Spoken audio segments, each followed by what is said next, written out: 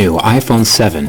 Whether you are Team Android or Team iPhone, anyone can appreciate a well-built phone. And that's what we're here to find out. Can this matte black iPhone 7 survive my durability tests? I've tested over 38 phones so far, including the previous iPhones. So let's see how this newcomer does.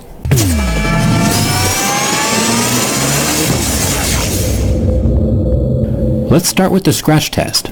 I have a set of mineral picks that tell me where the hardness of the glass falls on Mohs scale of hardness. Sapphire glass would be around an 8 or a 9 on Mohs scale, or plastic screens like the Galaxy S7 Active would scratch at a level 3.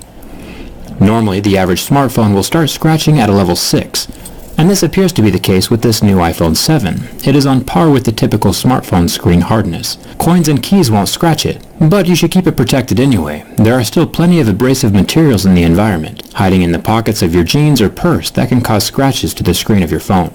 Let's jump down to the home button, or better said, the home touchpad now, since it doesn't click anymore. There have been rumors that the home button and the camera lens are made of sapphire, which would make them extremely scratch resistant, nearing the point of diamonds, which would be nice. Some smartphones, like the Galaxy phones, use a plastic home button that can scratch easily. But so far, this touchpad can resist the scratching from my razor blade. But is it sapphire, or is it just normal glass? The easiest way to find out is using the hardness picks. Like I mentioned before, glass will scratch at a 5 or 6, but sapphire should be around an 8 or a 9. And since this button has a deep scratch with a level 6 pick, we know for sure that it's regular glass and not sapphire. The earpiece is made of metal and very solidly stuck in place. It won't be sliding around or falling out like the old iPhone 4s did. Now with the back aluminum, I will be scratching a jet black version very soon, but so far this matte black version holds up extremely well to my keys. You can hardly tell that it's been scratched. Razor blades, on the other hand, will scratch the phone just fine.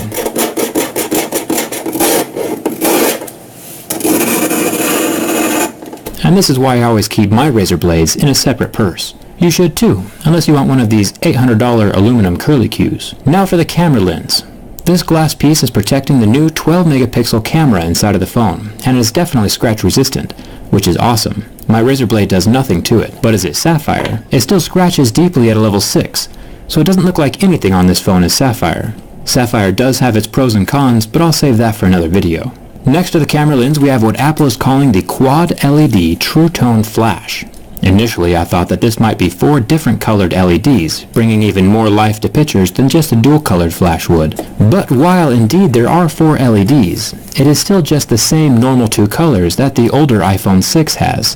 The flash is just brighter now, because there are more of the LEDs, which is good. Checking out the build quality of the rest of the phone, we find out that the buttons are metal, which is ideal. Plastic buttons tend to discolor or pop out more often than metal buttons do, so thumbs up to Apple for sticking with quality materials. The antenna bands are still plastic, but that's a necessity with Apple's design at this point in time.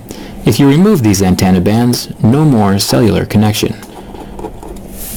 If we look down here, we see where the headphone jack doesn't exist. Now this is a problem on multiple levels. I'll go more in depth about this in my next video, but looking at it from purely a durability perspective, this is an extremely bad move. Just like any piece of electronics, the charging port component has a finite lifespan. Nothing lasts forever. It is designed to withstand a certain amount of physical wear and tear. This means it could stand 5,000 or 10,000 plugs and unplugs.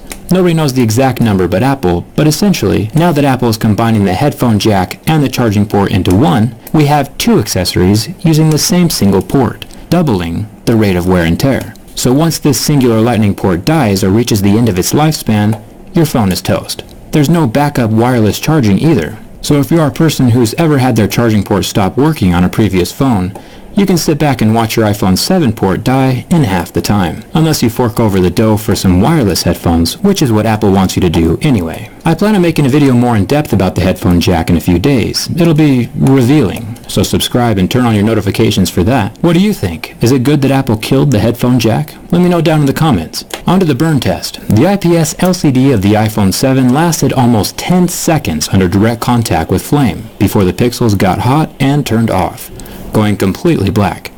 It is interesting to see what screens recover and which ones don't. Samsung AMOLED screens currently turn white and do not recover from flame. The iPhone, however, completely recovered and functions as normal. It is cool to the touch within seconds. Now the bend test. The iPhone 6 had a nifty little trick that would permanently match the phone to the curve of your body if you ever sat on it. The iPhone 7 does not appear to be as flexible. It is interesting to watch the waterproofing adhesive between the frame of the phone and the screen. You can watch it tear as I heavily flex the phone.